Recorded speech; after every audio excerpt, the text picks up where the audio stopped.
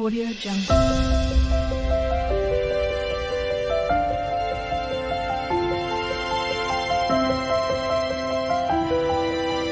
Audio Jungle. Hi అండి, శ్రీనివాసన్ నుంచి నేను పార్థని. ఈరోజు మా చెట్టు కాయలతో తొక్కుడు పచ్చడి చేసి చూపిస్తున్నాను. మీకు మొన్న రీసెంట్గా తొక్కు పచ్చడి అంటే తురుము పచ్చడి చూపించాను. ఇప్పుడు ముక్కల పచ్చడి మాట.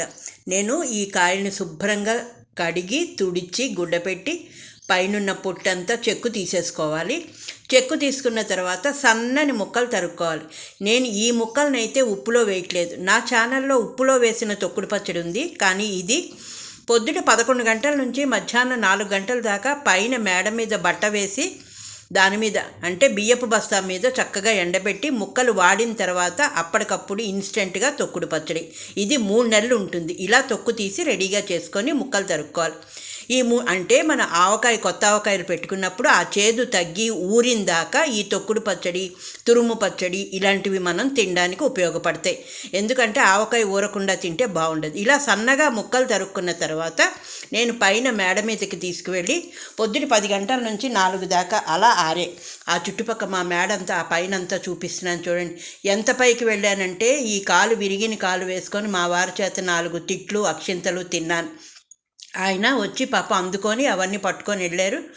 ఇంత పైకి వచ్చి నువ్వు ఇప్పుడు ఎండబెట్టాలా లేకపోతే లేదు అది పచ్చడిని, కానీ తల్లి హృదయం కదా, పిల్లలకి ఇవ్వాలని ఆశ. ఇలాగ ఈ ఎండిన పచ్చడిని ఇలా మెట్లు దిగి మెల్లిగా కింద కిచెన్లోకి అయితే తీసుకెళ్ళాను. తీసుకెళ్ళిన తర్వాత ఇవి పక్కన పెట్టుకోవాలి. పక్కన పెట్టుకొని మెంతి పొడి, ఇంగువ నూనె ఇవైతే మనం రెడీ చేసుకోవాలి. ఎప్పటికప్పుడు కొత్తగానే మెంతి పొడి వాడుకుంటే ఫ్రెష్గా మంచి వాసనతో ఉంటుంది.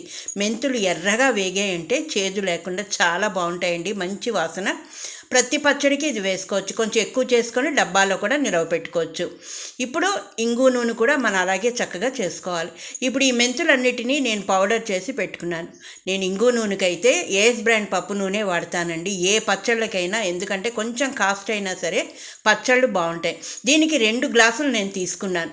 2 గ్లాసులకి తక్కువైతే మనం కావాలంటే మళ్ళీ పోసుకోవచ్చు. ఇది వేడెక్కిన తర్వాత పొగలు కనిపిస్తాయి. అప్పుడు 1 నిమిషం ఆగి ఎల్జీ ఇంగువ వేసుకున్నాను. ఎల్జీ ఇంగువ కానీ లేకపోతే మీకు ముద్దింగువ కానీ వేసుకోవచ్చు. మంచి సువాసన అయితే వస్తుంది. ఇలాగ ఇంగువ నూనె చేసుకొని పక్కన పెట్టేసుకోండి, ఎందుకంటే చల్లారిన తర్వాతే పోసుకోవాలి, లేదంటే పచ్చడి మనకి నలుపు వచ్చేస్తుంది. ఇప్పుడు పైనుంచి ఎండబెట్టి కిందకి దింపుకొని తెచ్చుకున్నాను కదా, ఆ ముక్కలన్నిటినీ కూడా చక్కగా ఆ ఒక కవర్లోంచి నేను బేసిన్లోకి అయితే తీసుకున్నాను. ఈ బేసిన్లోకి ఈ ముక్కలన్నీ వాటిని మిక్సీలో ఒక్కసారి తిప్పాలి అంతే, ఎక్కువ మళ్ళీ మెత్తగా అయిపోకూడదు.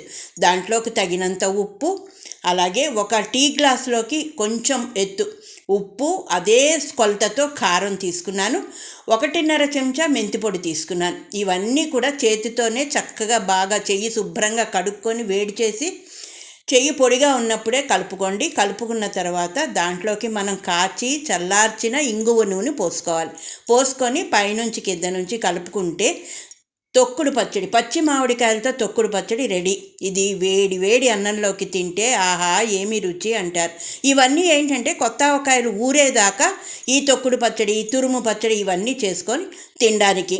ఇదైతే మా ఇంట్లో మా పిల్లలకి చాలా ఇష్టం. నేనైతే బెల్లం వెయ్యనండి, ఎందుకంటే నేను బంగినపిల్లి కాయలతో తొక్కుడు పచ్చడి పెడుతున్నాను కాబట్టి ఆ కాయ కొంచెం చిన్న తీపి ఉంటుంది, పులుపు ఉంటుంది, తీపి.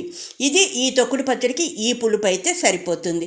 అందుకు నేను ఇప్పుడైతే ఉప్పు కొంచెం చూసుకోండి, ఎందుకంటే ఇది 3 నెలలు కాదు 4 నెలలైనా ఉంటుంది.